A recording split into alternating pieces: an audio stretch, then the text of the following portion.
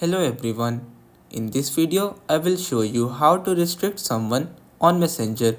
So first of all, you should know that if you restrict someone on Messenger, you won't be able to receive any message from them and you won't be able to call them.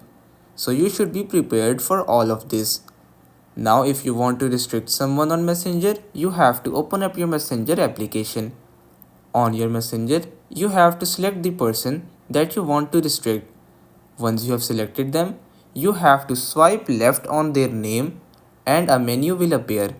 In the menu, you have to click on More.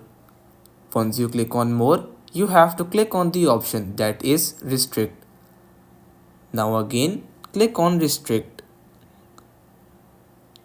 So now as you can see, by following these methods, you can very easily restrict anyone on Messenger. So that's all for today's video. Consider subscribing to our channel for more informative videos in the future. Until then, stay safe.